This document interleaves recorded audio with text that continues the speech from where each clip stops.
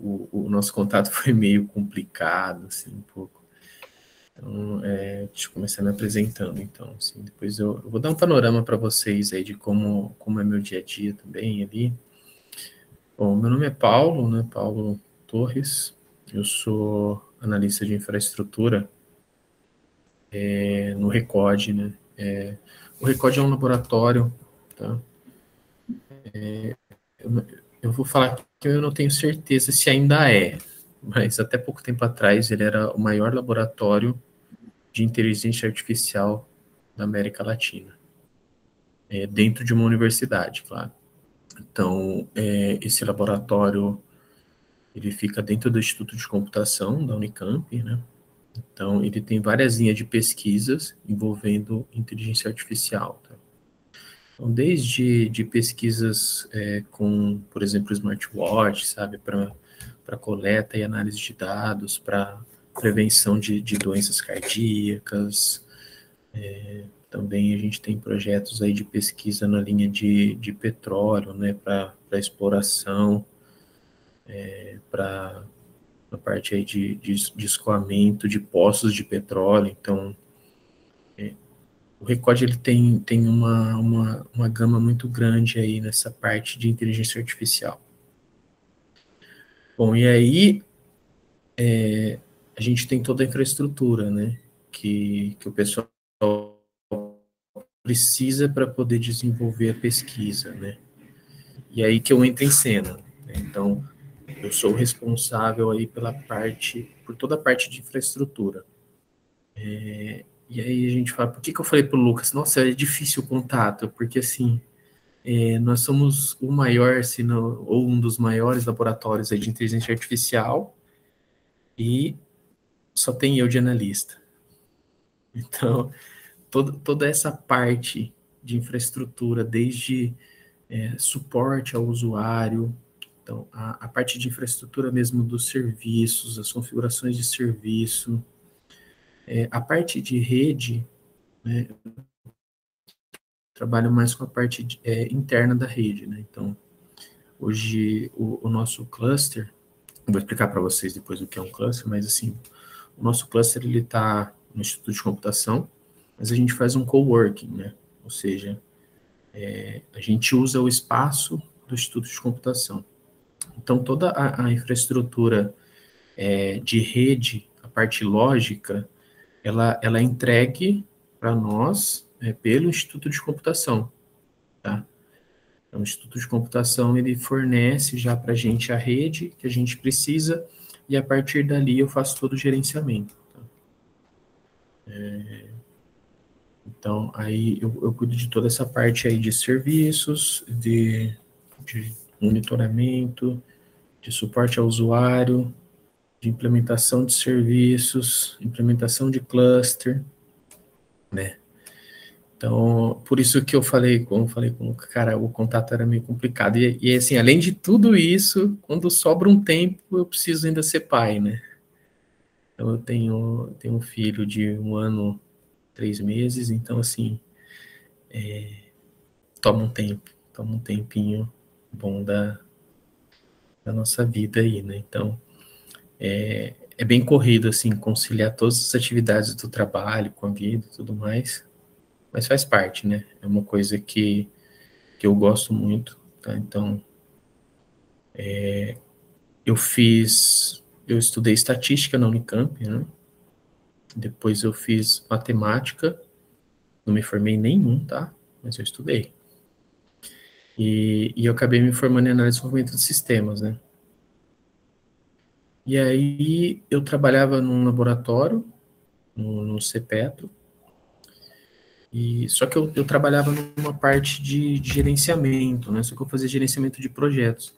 Então eu cuidava de toda a parte financeira, de recursos, e aí eu vi que aquilo era um trabalho que não me agradava, sabe? Então aí eu fui para a parte de infraestrutura.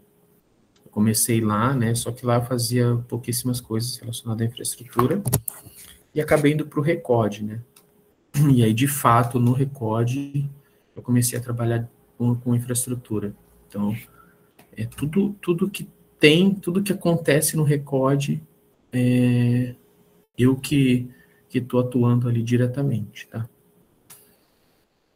Bom, então assim, para a gente começar a falar sobre redes, né, para sistemas de computação de alta performance, eu vou dar uma introdução, assim, da parte de cluster. Eu não coloquei na apresentação, então eu vou conversar um pouquinho aqui com vocês, só para vocês entenderem como que funciona um cluster, e depois a gente bate um papo sobre a rede, mas assim, eu fiz a apresentação, mas eu não sou muito fã dessas coisas, assim, sabe?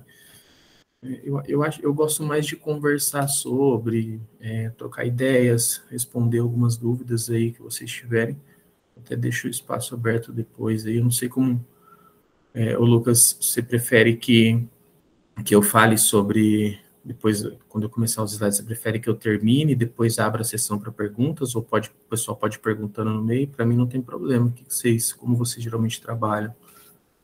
Eu acho que você pode fazer a apresentação, né? Depois a gente pode fechar um horário para as dúvidas. Perfeito. Se for melhor assim. Sem problemas. Bom, então, assim, só para a gente entender um pouco melhor depois da rede, né? Vai ser uma coisa bem superficial, né? Não é o objetivo aí a gente se aprofundar muito nesse tema, até porque é um tema muito complexo, tá? Quando a gente fala, na verdade, qualquer tipo de rede ali, né? A gente fala da rede e tal, é um assunto bem complexo, tá? Envolve muitas coisas e geralmente as coisas que a gente vê na faculdade não é o que realmente a gente usa na prática.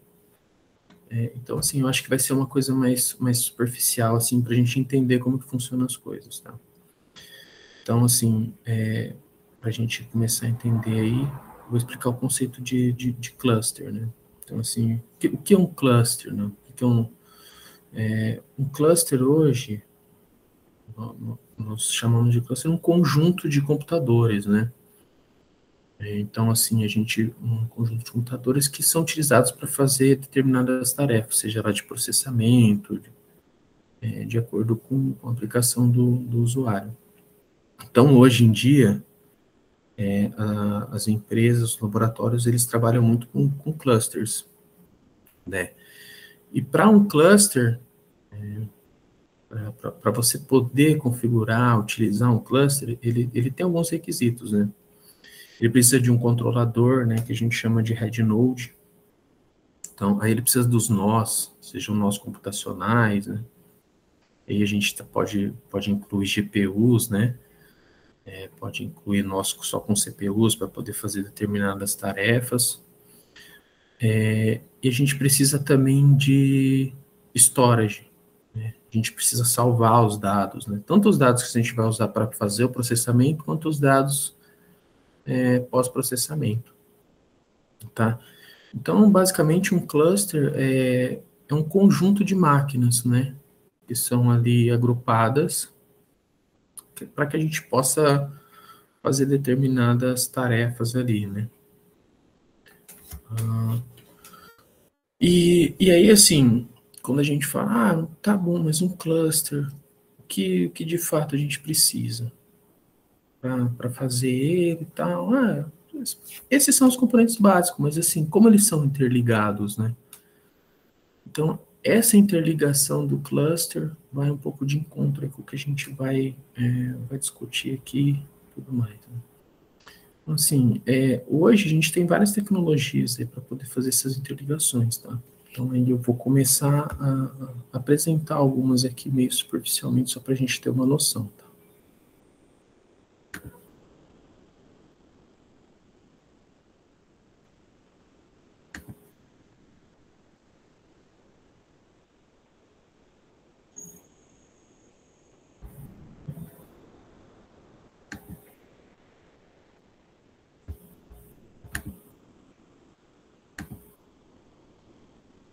Vocês estão vendo minha tela?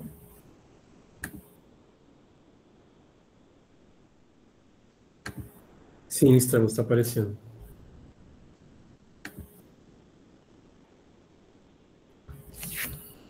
Tá. Bom, então, para a gente começar ter uma visão aí de como que funciona a computação de alta performance, né? A gente vai falar um pouco sobre a rede, mais específico, né?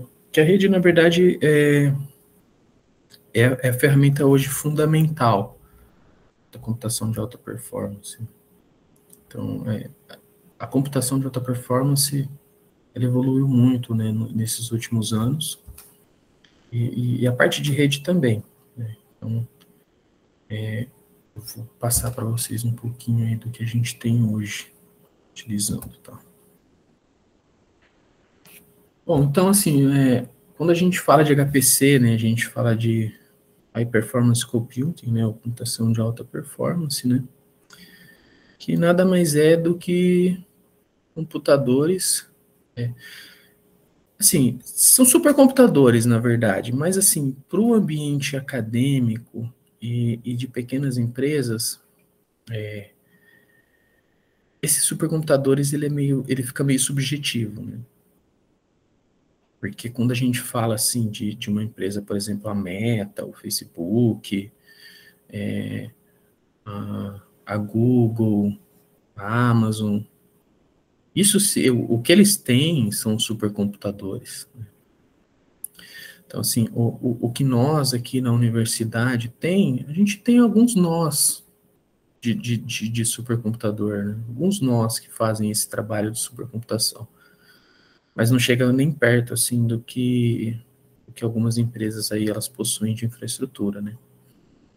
Então, basicamente, esses computadores, eles trabalham de forma paralela para que eles possam fazer cálculos, fazer processamento de dados, né, complexos, mais exigentes, dados mais pesados, né?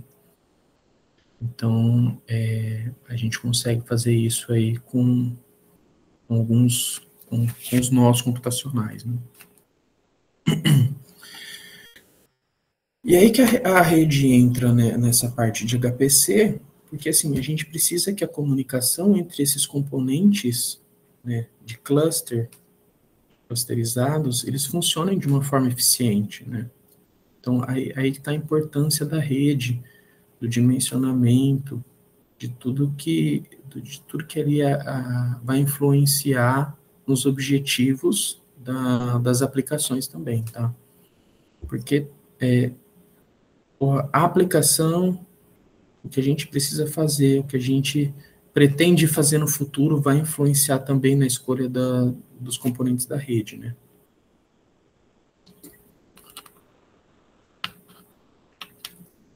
Então, como eu disse, né, as redes geralmente utilizadas em clusters, elas são uma rede de alto desempenho, né? Que é para evitar gargalos ali na troca de dados ali entre os nós computacionais e o storage, né?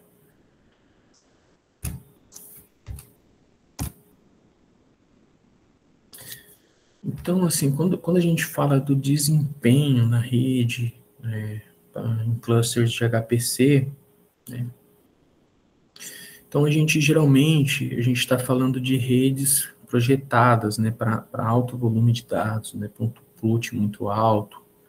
Então, para que isso aconteça, essa rede, ela precisa ser uma rede de baixa latência e com uma largura de banda muito alta, para que os dados consigam trafegar ali no máximo de velocidade ali, para poder extrair o máximo ali do poder computacional.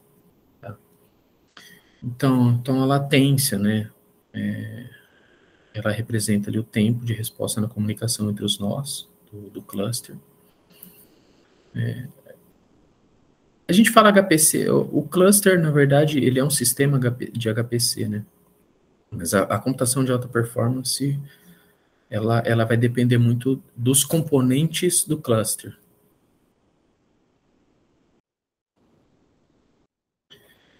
Então, aí, quando a gente fala da largura, então a gente precisa ter uma largura de banda alta, né? Porque essa largura de banda, ela mede a quantidade de dados, né? Que são transmitidos ali por segundo. E também a gente costuma pensar também na questão da escalabilidade, né? Porque imagina que os recursos, principalmente para nós na universidade, eles são recursos limitados. Então, a gente precisa fazer por exemplo, a gente precisa comprar um cluster. Então, a gente precisa fazer um planejamento que também comporte uma escalabilidade, porque futuramente a gente pode também adquirir máquinas em novos projetos, com novas empresas, e essas máquinas elas precisam ser compatíveis também com essa infraestrutura atual que a gente tem. Tá? Então, a gente pensar na escalabilidade, né, para poder adicionar mais nós, e a gente pode adicionar N nós, e o desempenho ele tem que se manter. Tá? Então, é essencial aí na parte de computação de alto desempenho a partir da rede, o papel da rede. Né? Bom, e aí a gente tem algumas tecnologias aí. As topologias eu até coloquei aqui, mas eu acho que a topologia de clusterização, ela segue um padrão, né?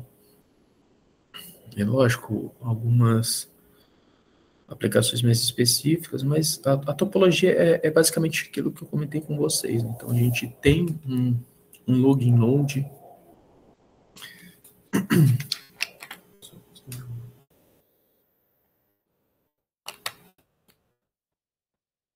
Então, assim, geralmente ela tem um login node, né, que é por onde os usuários fazem o acesso a esse cluster.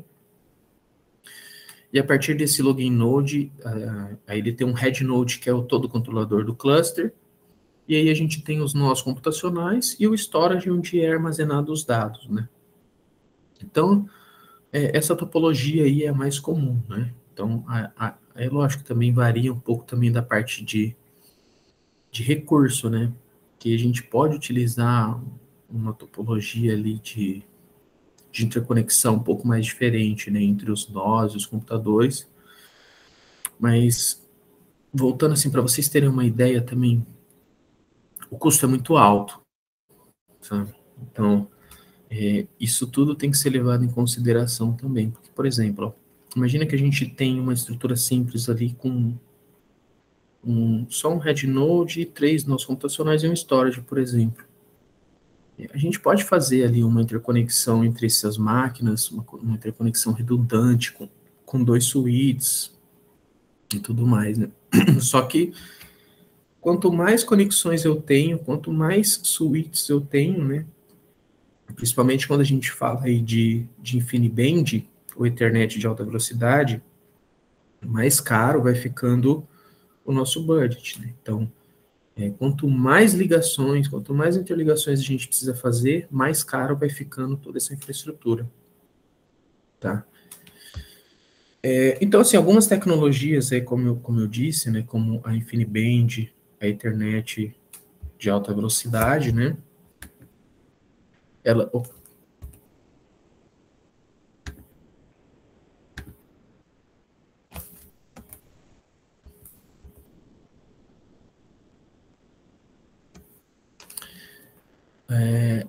elas são muito, a InfiniBand e a Ethernet de alta velocidade, elas são comumente utilizadas, tá? Mas só que também elas são muito mais caras.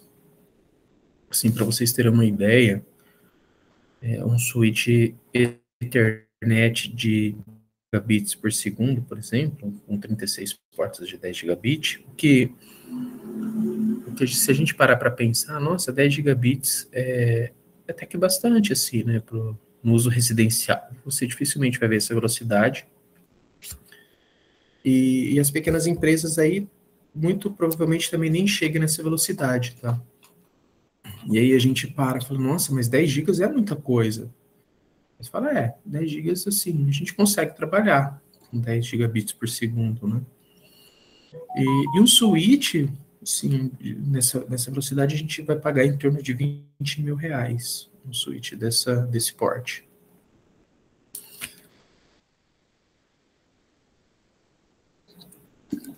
Só que quando a gente começa a partir para para switches de alta velocidade, como por exemplo um switch InfiniBand, aí a gente começa a falar na casa de $50 mil, por exemplo, tá? Um switch. Tá? Então, o custo ele eleva bastante, tá? Desses projetos. Então, a gente tem a facilidade não, né? A gente tem a oportunidade de ter uma transferência melhor de dados, mas o custo ali é muito alto, tá? Então, por isso que a gente tem que fazer um planejamento. E também, assim, não pode ser um planejamento muito a longo prazo, porque as tecnologias, elas mudam. Então, às vezes, você fala assim, nossa, eu vou fazer um planejamento, porque daqui 5 anos eu quero comprar um nó e ligar no cluster que eu tenho.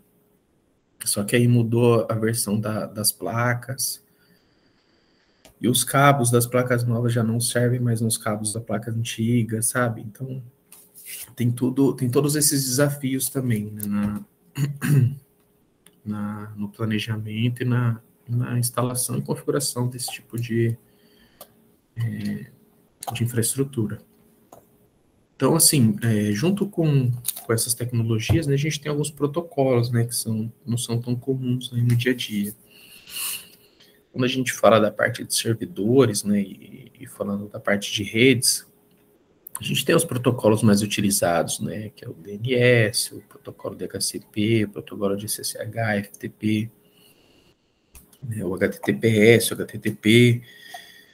Mas aí quando a gente parte para cluster, né, sistemas de computação de alta performance, a gente começa a trabalhar com os protocolos, né.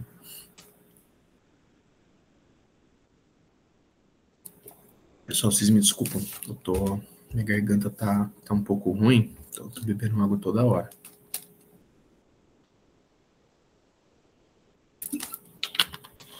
Bom, então, esses protocolos, né, MP, RDMA, eles permitem, né, que os nós, eles se comuniquem entre eles, né, e mandem informações sobre as cargas de trabalho. Então, isso facilita o paralelismo, né, das atividades. Então, e aí a gente tem um ganho de performance muito grande aí nessa parte. Tá?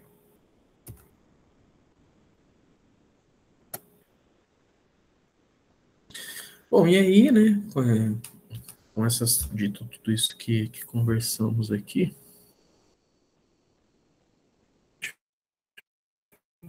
só ver aqui um negócio.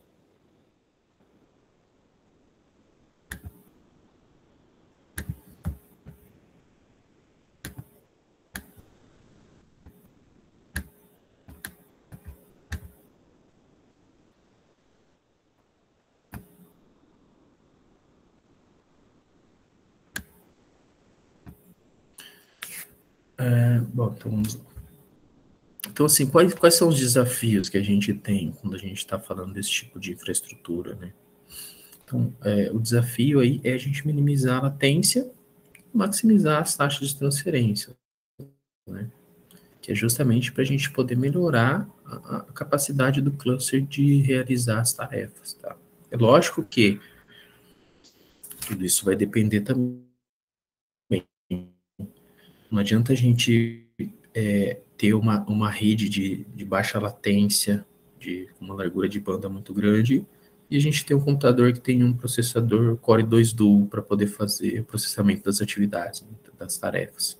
Então, a gente também precisa ter os nossos computacionais que são compatíveis também com a rede do cluster, tá?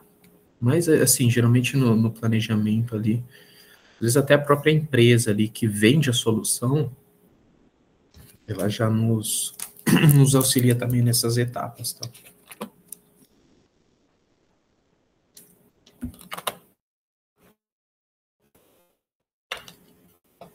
Então aí, outra coisa também que a gente tem que sempre levar em consideração é o balanceamento, né, e a tolerância a falhas, né? Porque a carga de trabalho, geralmente, desse tipo de infraestrutura é muito alta. Então, a gente tem que saber fazer esse balanceamento, né? E também garantir a tolerância a falhas, né? E aí a gente começa a pensar em soluções HA, né? De alta disponibilidade, para minimizar essas possibilidades aí, né? O balanceamento, geralmente a gente faz aí, o controle dos recursos, a gente faz com o próprio sistema cluster, né? Então, os clusters, geralmente ele tem os gerenciadores de recursos, né? E a gente tem vários gerenciadores, tem o PBS, tem o Slurm, tem o Altair, tem vários gerenciadores de recursos aí no mercado. Mas, na minha visão, pelo que eu vejo aí na parte de infraestrutura e HPC, o Slurm é o mais utilizado aí amplamente pelos sistemas aí de HPC. Tá?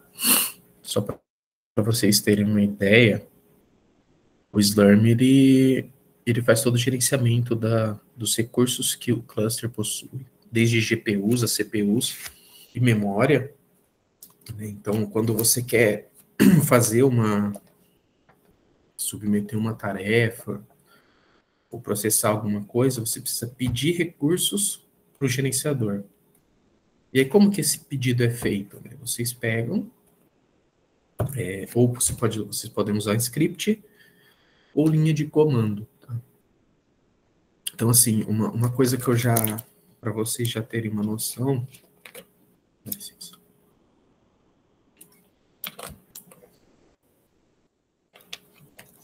assim, se vocês pretendem um dia trabalhar com isso, ou até mesmo utilizar, tá? Se vocês um dia forem utilizar um cluster, é importante vocês terem familiaridade com linhas de comando, com scripts, tá? Não precisa ter um conhecimento muito avançado de script, até porque geralmente é um modelinho, né?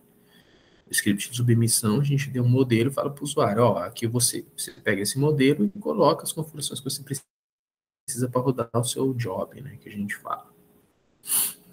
Mas se você for cuidar da infraestrutura de alguma coisa, de algum laboratório, de alguma empresa, eu recomendo fortemente que vocês comecem a trabalhar com Linux, pelo menos em alguns momentos. Utilizem bastante linha de comando para poder fazer as coisas que vocês geralmente fazem ali no dia a dia, né? Para vocês não sofrerem tanto com essa mudança, né? Bom, e aí voltando ali, então, a gente precisa pensar também em escalabilidade, né? Então, por isso que a gente pensar na arquitetura, no planejamento para que ela possa escalar, é lógico também, né? A gente tem que pensar sempre com o recurso que a gente tem. Eu acho que a gente tem que tentar pensar lá na frente, mas assim, não adianta também a gente montar uma infraestrutura e falar assim, vou montar uma infraestrutura porque eu vou querer colocar 100 nós nessa infraestrutura. E aí, assim, nós que estamos aqui na universidade, para colocar 100 nós numa infraestrutura assim, uma coisa, eu diria, praticamente impossível. Então, assim, a gente também tem que pensar de acordo com os recursos e com o que a gente pode ter no futuro, né? Mas sempre também com os pés no chão, né?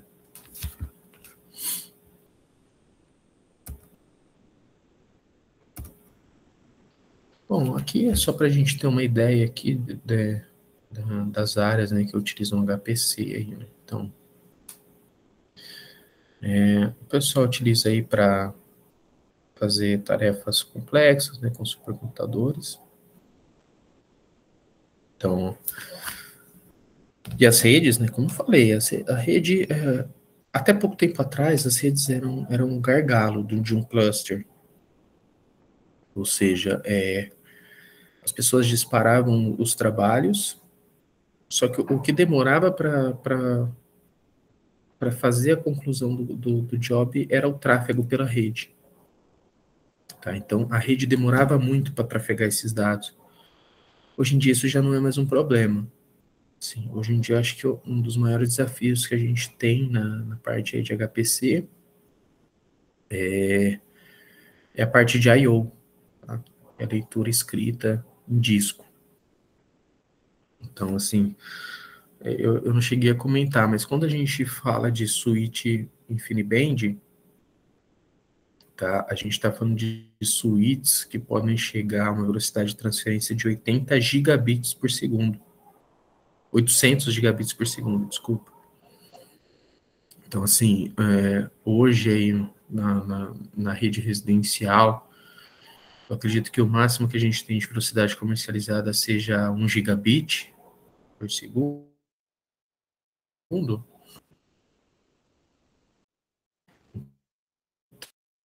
Então, às vezes, mais a velocidade, vamos dizer, máxima aí que um provedor de internet pode disponibilizar para uma residência. Tá? Então, assim, a rede, ela, lógico, se você tiver dinheiro, ela não vai ser o gargalo do seu cluster, do seu sistema de HPC.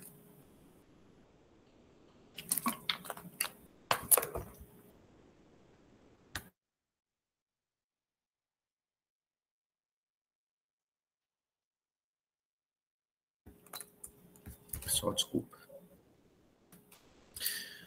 Bom, então, o pessoal da área de física e biologia, né, parte de engenharia, eles utilizam muito aí para fazer simulação, tá? O pessoal aí, as empresas automobilísticas, eles utilizam clusters para poder fazer simulação, de como o vento bate no carro, de como que causa, como que o carro se comporta, como que a infraestrutura. Então, quando eles desenvolvem um carro, por exemplo, eles utilizam esse cluster para poder analisar esse tipo de comportamento, sabe?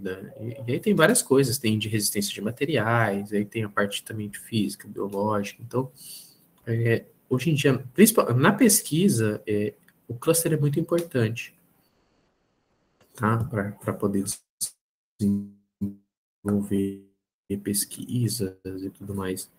Só que é uma coisa um pouco caro, tá? Um cluster, dependendo aí do que você precisa para a sua aplicação, pode ser uma coisa muito cara, tá? Então, aí também entra o nosso laboratório, né? Que é voltado para a parte de inteligência artificial. Então, os treinamentos, execução dos modelos, a gente faz ele no nosso cluster. Também o cluster permite, né, nós fazermos análise de um grande volume de dados. Tá? Então, o cluster hoje ele é essencial, parte de pesquisa. Tá? Então, assim, eu não sei aí se vocês já tinham um conhecimento, um panorama do que é isso, mas é uma área muito interessante essa parte de sistemas de computação de alta performance. E na minha concepção, é uma área que tem poucos profissionais. Então, geralmente as pessoas não se interessam muito por essa parte, ou às vezes até não tem tanto conhecimento por essa parte. Porque a parte de computação de alta performance, infraestrutura, são as coisas que praticamente as pessoas não veem. Né? Porque tá tudo. O que as pessoas veem? Ah, eu vejo o chat GPT. O chat GPT a pessoa vê porque tá ali, ela interage. Ah, a página web. Ah, tá bom, eu vejo a página web lá, alguém desenvolveu a página web. Realmente, alguém desenvolveu a página web, mas tem toda uma infraestrutura por trás para hospedar aquela página web também. Então, às vezes essas coisas, por serem invisíveis ali, acaba que os profissionais, eles ficam meio, tipo assim, eles procuram outras áreas. Então, essa parte de gerenciamento de infraestrutura é uma parte que tá meio escassa hoje, tá? Então, as pessoas não têm esse interesse. Eu acredito que seja muito por conta do desconhecimento mesmo, tá? E assim, para quem gosta de tecnologia, para quem gosta de de mexer com isso, de colocar a mão na massa, de implementar ferramentas novas, essas coisas, cara, é muito bom, é muito gostoso trabalhar com isso. Assim, eu me encontrei nessa área, tá? Então, como eu disse para vocês, eu trabalhava com partilhamento de projetos, né, que eu ficava mais tomando conta de recurso, de planilha, essas coisas. Então, assim, hoje eu trabalho com o que eu gosto de fato, tá? Deixa eu ver aqui se tem mais alguma coisa.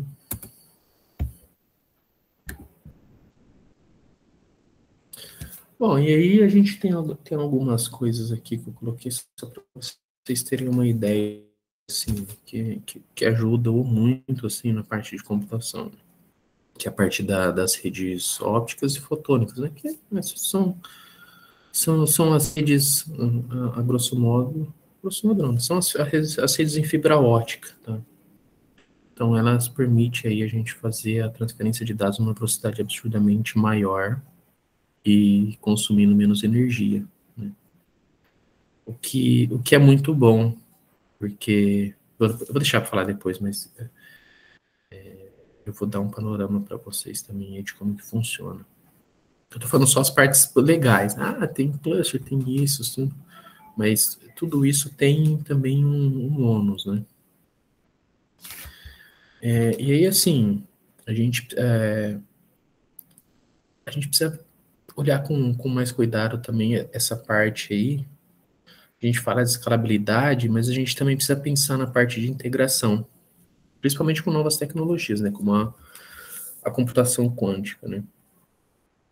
Sim, o pessoal fala que tem, né, um computador quântico aí, que a computação quântica, ela tá aí, o pessoal já está utilizando. Bom, isso é uma opinião particular, mas eu acho que ainda não está.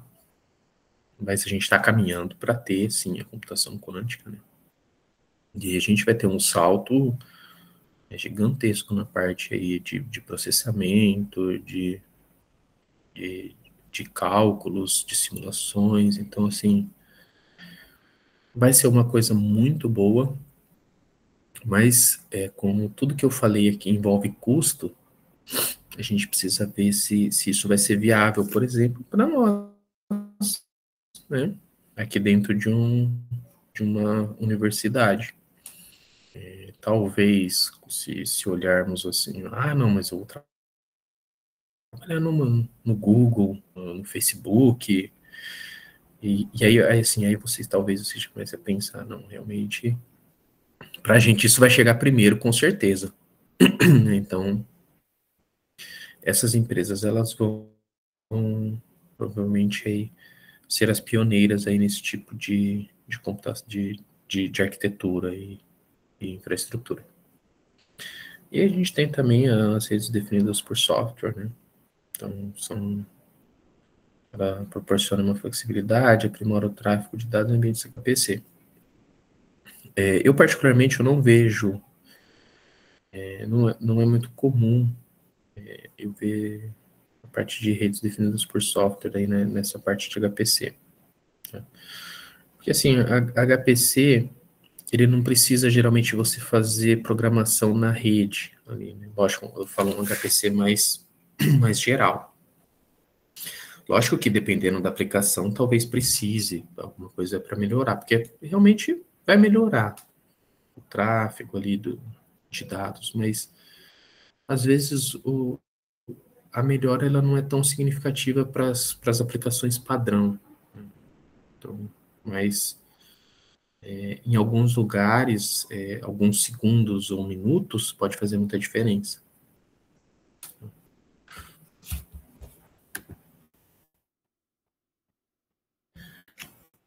Bom, então, as minhas considerações aqui, né, sobre a importância da rede, né, para ter uma comunicação eficiente, né, para poder fazer uma interligação entre esses nós computacionais de um cluster, né.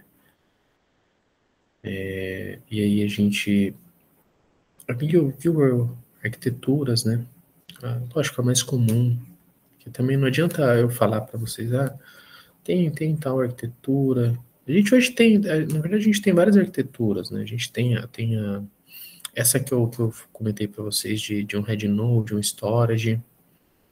é uma arquitetura, uma infraestrutura, né, que a gente fala que é bare metal, né, que é aquela que a gente tem ela ali fisicamente.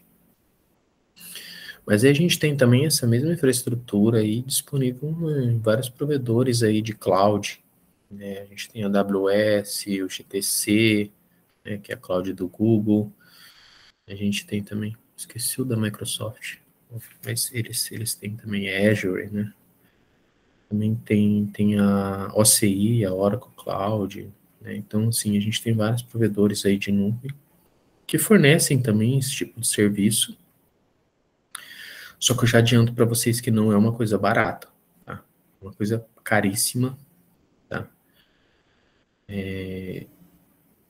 E por isso que aqui a gente tem um cluster bare metal, que a gente tem um cluster físico aqui na nossa infraestrutura. Porque o custo para você fazer o processamento dessas coisas na nuvem é um custo muito alto. Mas aí a gente também tem alguns fatores aí que a gente precisa colocar na ponta do lápis também, que eu discuto com vocês. Então, a parte de inovação, né, é fundamental aí para a gente poder avançar na parte científica e também implementar ali na parte técnica também o conhecimento. Então, tudo isso é muito válido ali para o nosso, não só para nossa, não só para a infraestrutura, né, mas essa parte aí de avanço científico e tal, a inovação é muito importante também. A gente, né, nós como profissionais da área de tecnologia, a gente buscar sempre coisas novas, coisas melhores, né?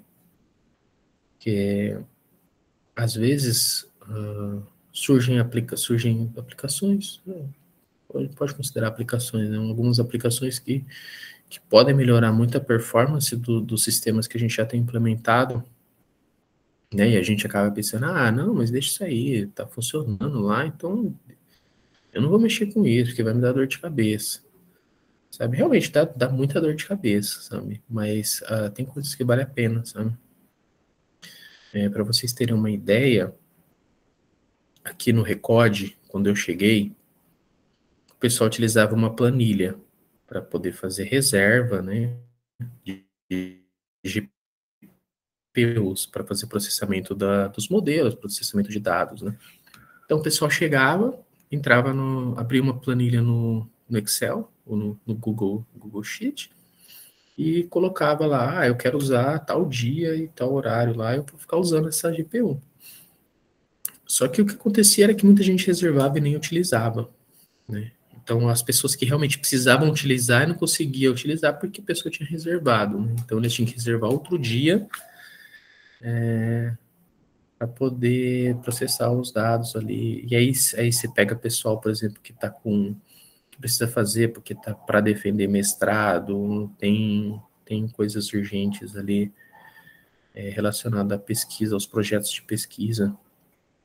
Então, assim, quando eu cheguei, a primeira coisa que eu fiz foi clusterizar, sabe? Então, eu clusterizei todo o sistema ali que eles tinham, né? É lógico que não foi o melhor dos mundos, né? Nós não tínhamos uma rede InfiniBand de baixa latência, então no começo foi no switch de 1 GB, então os dados, os nós ali, os controladores, o storage, se comunicavam a velocidade de 1 gigabit por segundo. Depois a gente tá aumentando agora, né, para 10 gigabit, assim, já é alguma coisa, mas também a gente já tem no nosso ambiente lá, né, na nossa infraestrutura, a gente já tem um cluster hoje que trabalha com uma rede InfiniBand. Lógico que não é a de 800 gigabit, mas é uma rede InfiniBand de 200 gigabit por segundo. Então, hoje a gente já tem aí um cluster bem poderoso aí. Lógico que assim, não é um cluster com milhares de nós, igual a gente tem em ambientes corporativos aí. Né? Hoje a gente tem o nosso cluster mais poderoso aí, né? Ele é todo montado numa arquitetura de rede InfiniBand de 200 gigabit. Então, ele tem um storage com um BDFS, né, que é um sistema de arquivos paralelo, não Parallel File System. Então, a gente tem mais 3 nós, todos eles também ligados em InfiniBand, com 8 GPUs NVIDIA H200. Tá? Então, acho que até o ano passado era a top de linha da NVIDIA. Então, a gente tinha 24 delas, sendo que as 8 de cada nó, né, cada nó tem 8, elas são interligadas com o NVLink, né, que é um protocolo de comunicação ali da própria NVIDIA que ela desenvolveu, para que a comunicação entre as GPUs dentro do nó ocorra de uma forma mais eficiente. Então, ali é como se, assim, a grosso modo, é como se tivesse uma conexão InfiniBand entre as GPUs, né? Então, o tráfego de dados ali entre as GPUs é muito grande, sabe? Então, o tráfego de dados é intenso. Então, isso melhora muito a performance ali do processamento de dados. E aí isso também vem, né, com o avanço tecnológico e aí vai nessa parte, só que também, como eu falei para vocês, isso tudo tem um custo, né? E a gente também tem que colocar isso na ponta do lápis. Bom, e aí também, né, tem a parte de troca de conhecimentos. Então, assim, mas acho que isso não é nem só para HPC, né, para computação de alta performance. Isso é para tudo que envolva tecnologia. Então, vocês são da engenharia de telecomunicações, então, assim, a troca de conhecimento é fundamental, para tudo que a gente for fazer.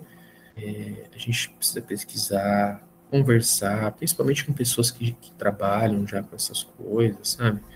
Quando vocês têm alguma ideia nova, é muito bacana, assim, que vocês troquem ideia com as pessoas que já têm um know-how, um conhecimento, né?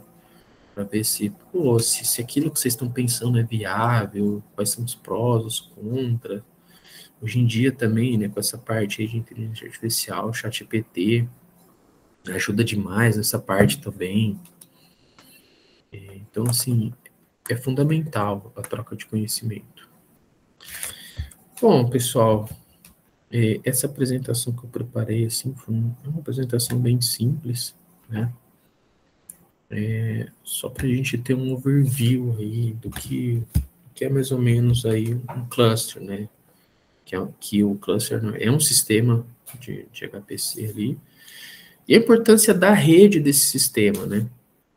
Então, assim, eu falei para vocês que a rede é um dos componentes mais caros, né, do cluster. Claro, também tem a questão das GPUs, que também é caro, são equipamentos caros, né? Então, assim, só para vocês terem uma ideia de valor, um nó computacional com 8 GPUs H200 lá que eu falei para vocês, ele custa em torno de $350.000, tá? Um nó. E aí a gente tem também a rede, que é aquele switch lá, o nosso de 200 gigabits, se eu não me engano, eu acho que foi $90.000 cada um, e a gente tem 2 para poder trabalhar também com redundância, né? Então, se queimar um switch, a gente tem o outro, né? Que aí vai de encontro com a tolerância a falhas, né? Que a gente tentou colocar ali. E além de tudo, né, além da tolerância à falha, ele permite também que a gente a escalabilidade, né? Então a gente consegue ali, por conta desses switches, a gente consegue escalar, colocar mais nós computacionais dentro desse cluster, né? E aí também, assim, quando a gente fala, cluster, a rede, mas por que então a gente não vai para a AWS, para os provedores de nuvem? Como eu falei para vocês, é caro, tá? Vocês fazendo. Se vocês pegarem, por exemplo, uma máquina, um nó desse computacional que a gente pagou 350 mil, provavelmente esses 350 mil aí, vocês gastariam ele, assim, eu não tenho certeza disso que eu vou falar agora, mas assim, eu acho que talvez em 2 meses, vocês usando eles 24/7, vocês gastariam com processamento em nuvem. Para vocês terem uma ideia de quão alto é o gasto, tá, com computação em nuvem. Aí você fala, nossa, mas então eu vou comprar um nó e colocar na minha casa, né? E aí a gente se depara com outros problemas também da computação de alta performance, que é a parte de data center, né? Então, para você acomodar esse tipo de máquina, você precisa ter um data center, né? E aí a gente está falando de um data center que tem um sistema de refrigeração de precisão, né? Para que eles consigam manter de forma precisa o controle da temperatura ali, para que essas máquinas não tenham uma sobrecarga ali de energia. E a gente está falando também de sistemas de combate a incêndio, porque imagina, teve um incêndio lá e queimou 10 nós computacionais ali de 300 mil dólares cada um. Então, assim, a gente tem toda uma infraestrutura também para poder acomodar esse tipo de máquina, né? Esse tipo de infraestrutura, esse tipo de arquitetura também. Então, também não é barato, viu? Hoje em dia, você montar um data center é um custo muito elevado. Então, aí também a gente começa a abrir uma gama muito grande dos serviços que a gente pode trabalhar com cluster, né? Então, a gente pode aí, por exemplo, o profissional que vai trabalhar com cluster, ele pode trabalhar aí na parte de implementação de um sistema, né, de computação de alta performance, ele pode trabalhar na venda desses produtos, né? Ele pode trabalhar na instalação e configuração, ele pode trabalhar no desenvolvimento ali de projetos para data center para poder acomodar esses equipamentos, né? Então, assim, é uma área que tem uma gama muito grande aí de atuação dos profissionais, né? Eu sou, assim, eu gosto de colocar a mão na massa ali, de instalar, de configurar, de mexer, de testar. Então, assim, eu gosto muito do que eu faço hoje ali no Recode. E aí, assim, o cluster é só uma das tarefas, né? Uma das atribuições que eu tenho lá. Mas aí toda a parte de serviços, servidores, né? Aí eu também cuido. E aí, quando a gente fala também de cluster, a gente pode estar falando de outro tipo de cluster também, por exemplo, um cluster que eu estou querendo implementar, um cluster de serviços, né? Que nada mais é. A ideia é basicamente a mesma, né? A gente tem ali os controladores, tem os nós slave, né? Que a gente fala, os escravos e os masters. Então, a gente monta um cluster que vai fornecer alguns serviços, né? Por exemplo, o laboratório. E a gente tem clusters que são voltados para computação de alta performance, né? O nosso ele tem bastante ferramentas ali também para IA, né? Então a gente fala que o nosso cluster ali é um cluster de HPC AI, né? Então, assim, a gente tem vários sistemas aí de clusterização, mas eu acho que, assim, o que está em alta ali, mas só que as pessoas não estão vendo muito isso, é os sistemas de cluster para computação de alta performance, tá? Então, se você... Eu não tenho os dados aqui na minha cabeça, eu não consegui pesquisar também, assim, mas, se eu não me engano, Campinas tem boa parte dos data centers do Brasil. Então, estão instalados aqui na cidade de Campinas, tá? Se eu não me engano, são 13, mas eu posso estar falando alguma bobagem aqui. Mas eu sei que, por exemplo, aqui perto da Unicamp, a gente tem o data center do Santander, a gente tem o nosso data center, que é lógico, é muito pequeno perto dessas empresas, mas a gente também tem um Senapad aqui dentro da Unicamp, né? A gente tem o CEPETRO também, que é um instituto parceiro ali também de alguns projetos de pesquisa, que também tem um cluster, sabe? um data center ali, né? Então, assim, os data centers, eles estão migrando, e a tendência saiu até uma reportagem esses dias, eu não lembro em que jornal, né, que a maioria das empresas aí estão querendo trazer os data centers para o Brasil. Então, assim, isso pode gerar bastante oportunidade aí para o pessoal. Bom, pessoal, eu acho que é isso. Espero que vocês tenham compreendido aí, pelo menos minimamente, o que é um cluster, o que é a computação de alta performance, a importância da rede desse tipo de infraestrutura, né? E eu espero que vocês tenham gostado aí. Eu acho que é isso. Vocês têm alguma dúvida, algum comentário? E assim, só para vocês também terem uma noção, assim, é a primeira vez que eu dou uma palestra, que eu converso assim sobre isso. Então, me desculpem qualquer coisa aí, se eu não conseguir atender as expectativas de vocês aí. Mas é a primeira vez, então a gente vai melhorando aí para as próximas. Não, tá perfeito, Paulo. Obrigado, viu, pela palestra, foi incrível. O pessoal que tiver alguma dúvida, pode levantar a mãozinha, daí pode falar, tá bom? Só para a gente poder organizar aqui. Mas obrigado novamente, viu, Paulo? Que Parabéns. isso, eu que agradeço o convite. Vamos ver o Marcos. Deixa eu ver o chat aqui.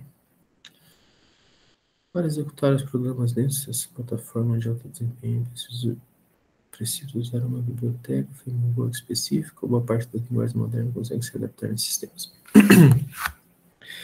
Cara, assim, hoje tem muitos frameworks, principalmente aí na parte de inteligência artificial, que geralmente eles tratam boa parte do paralelismo das aplicações. É muito boa pergunta sua, porque assim, é uma coisa muito interessante isso, porque assim, vamos pensar que a gente tem um cluster aí com o nosso cluster mesmo, um cluster com 8 nós computacionais, com 24 GPUs no total. Só que, para que isso também, para que a infraestrutura seja aproveitada ao máximo, o seu código também precisa estar otimizado para essa infraestrutura, tá? Então, assim, um outro problema que a gente tem, que a gente encontra muito, é exatamente isso, sabe? A parte de programação é complexa também, né? Não é um negócio tão trivial. E aí, o seu código, ele precisa ter esse tipo de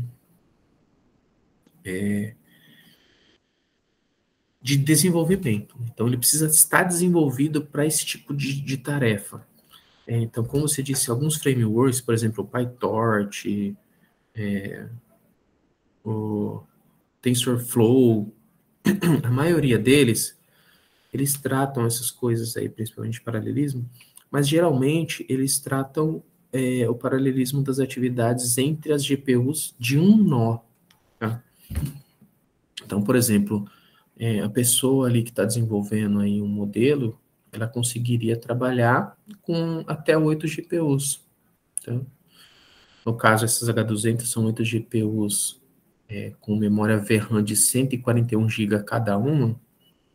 Então, assim, dá para fazer bastante coisa, mas ainda ela está rodando, se ela rodar com a capacidade total desse nó, ela vai estar rodando com 1/3 da capacidade total do cluster. Então, assim, por default, as aplicações elas não rodam de forma paralelizada, né? Sim, eu vou conseguir rodar, né? Se ela roda por exemplo, no seu notebook, na GPU do seu notebook, e se você rodar no cluster, ela vai rodar, entendeu? Sua aplicação vai rodar. A diferença é que se ela não for desenvolvida com, com ali com, como eu posso dizer, para aquele tipo de infraestrutura, você vai rodar ela, lógico, ela vai ter um desempenho muito melhor do que vai ter no seu notebook,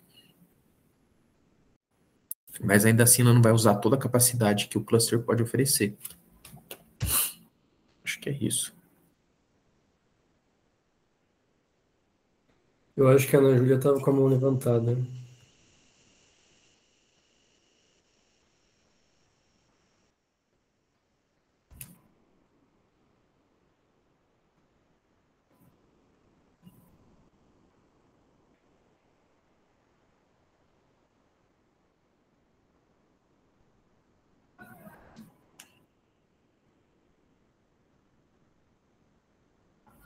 Tá, vamos lá.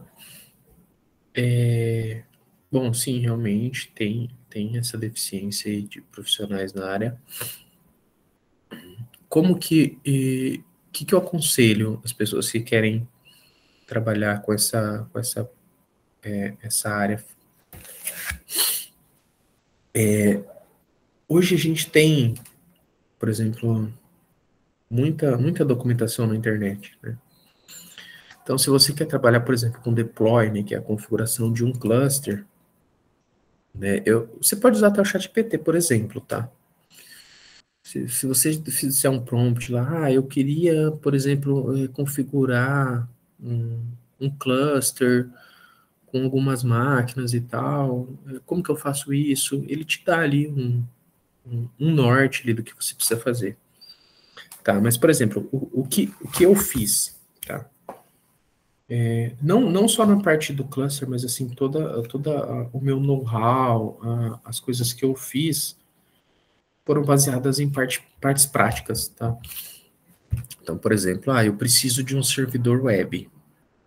Eu vou lá, olho a documentação, até às vezes do Ubuntu, o ChatGPT também ajuda demais.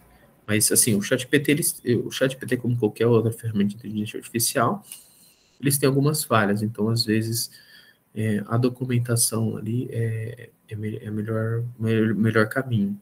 Mas também você pode seguir tutoriais na internet. Então, assim, hoje em dia, com a internet, assim, as coisas ficaram muito mais fáceis. Então assim, o que eu gosto de fazer? Quando eu vejo alguma coisa nova, vejo alguma coisa legal, eu tento implementar elas, né? Às vezes, quando é possível, utilizando a infraestrutura do Recode, né, com algumas máquinas que estão paradas, ou às vezes em máquinas virtuais, sabe? Hoje em dia, os notebooks, computadores aí, eles têm os virtualizadores, por exemplo, aí o VirtualBox. Desculpa, vocês conseguem criar máquinas virtuais e aí vocês conseguem fazer testes, instalar sistemas operacionais, instalar as ferramentas que vocês precisam. E aí isso ajuda muito. Então, vocês conseguem ali aprender como que funciona de fato ali toda a parte de configuração. Vocês conseguem também se prevenir com alguns eventuais erros que possa ter no meio do caminho. Então, eu gosto muito dessa parte, sabe? Então, eu pego uma coisa, pego uma tecnologia ou uma aplicação ali que eu quero implementar, eu procuro entender ali como que ela funciona, como que ela trabalha, em qual sistema operacional que ela trabalha melhor, né? Eu tento fazer essa implementação aí, e aí os erros que eu vou me deparando, a gente vai pesquisando em fóruns, no ChatGPT, no Copilot. Então, assim, essas ferramentas ajudam bastante, tá? Mas a documentação ainda oficial da aplicação, do que você vai instalar, ela é muito boa. O que você pode fazer também, hoje em dia, que o pessoal faz muito, eles pegam toda essa documentação e treinam um modelo de, de inteligência artificial ali para poder responder suas perguntas baseadas naquelas documentações. Então, tem bastante coisa, dá para fazer bastante coisa hoje em dia com os materiais que a gente tem na internet.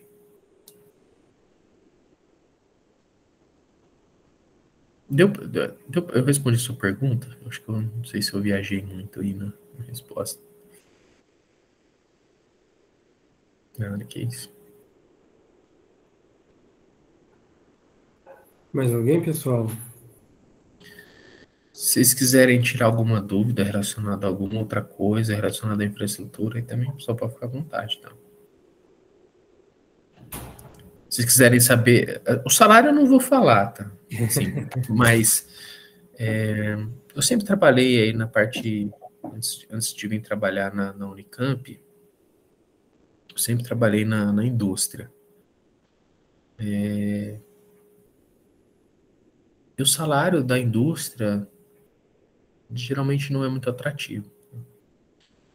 Então, o salário aí da parte de tecnologia, lógico, também vai depender muito do lugar, mas geralmente são salários que são acima da média aí do pessoal que trabalharia com outras atividades, né? Hoje em dia você vê, por exemplo, desenvolvedores ganhando muito bem, só que aí você para pensar, você vê aí algumas notícias, né, de empresas que estão mandando desenvolvedores embora, assim, sabe, a baldes, né? Então, você pega, não sei, acho que a Amazon mandou um monte de desenvolvedor embora. Então, assim, o salário da da área de tecnologia é um salário atrativo, assim, sabe? Lógico que a gente vai ter lugares aí que, tipo, vão te oferecer um salário muito alto, tá? E vai ter lugares também que vai ter salários baixos, como todos, né? Como todas as profissões aí. Mas eu acho que a média salarial do profissional que trabalha com esse tipo de infraestrutura é uma média salarial muito boa, tá? Eu acho que fica em torno aí de uns 8 de 8 a 10 mil aí, essa salário médio.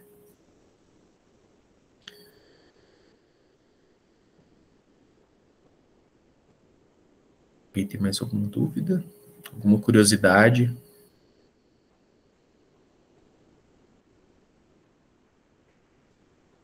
Qualquer coisa eu posso passar o seu contato para eles, Paulo? Claro, pode sim. Caso alguém tenha, né, interesse de conhecer mais, né? Se vocês quiserem, pode me chamar pelo e-mail, né? Também tem meu LinkedIn, se alguém tiver interesse. Eu não posto muito, tá? Mas a ideia é que eu fique um pouco mais ativo aí, nos próximos meses aí, que eu fique mais ativo no LinkedIn, tá? Então, quem quiser me adicionar no LinkedIn, tá? É só procurar lá. Acho que é Paulo Giovanni Almeida Torres. Acho que só vai ter eu com esse nome grande aí. E aí fique à vontade, se quiser, pode passar meu e-mail também, pessoal. Se tiverem alguma dúvida, se quiser trocar alguma ideia, se vocês quiserem tentar implementar alguma solução, se alguém já trabalha com esse tipo de serviço e está pensando em montar alguma coisa, quiser trocar alguma ideia, podem me procurar. Tá bom, estou sempre disponível aí para conversar, tá? É lógico que talvez o Lucas sabe mais de todo mundo. Às vezes eu demoro um pouco para responder, tá? Mas eu respondo, tá?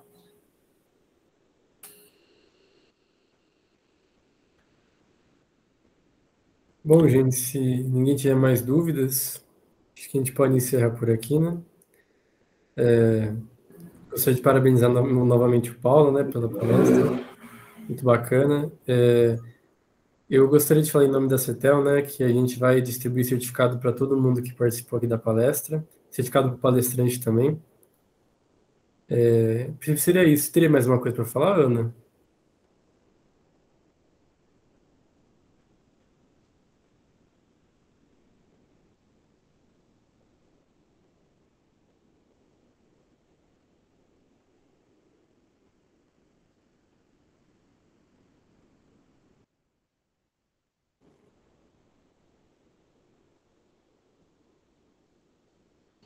Bom, eu queria agradecer aí o convite do Lucas, tá? De desculpa também aí pela demora, às vezes, aí na comunicação. Tá? Também pela demora, também pela demora não, né? Pela apresentação, porque é a primeira vez, assim, que eu dou uma palestra, de fato, então Desculpem qualquer coisa, agradeço o convite, tá? E estou à disposição aí, tá? Se de repente vocês quiserem falar sobre algum outro tema aí que eu possa ajudar em alguma coisa, contem comigo, tá bom? Pode deixar, Paulo. É a primeira de muitas, tenho certeza. Espero. Bom, então é isso, gente. Muito obrigado. Tenham uma ótima noite aí. Espero vê-los em breve aí. Então, gente, boa noite, viu? Boa noite. Tchau, tchau. Muito obrigado pela palestra. Valeu, tá.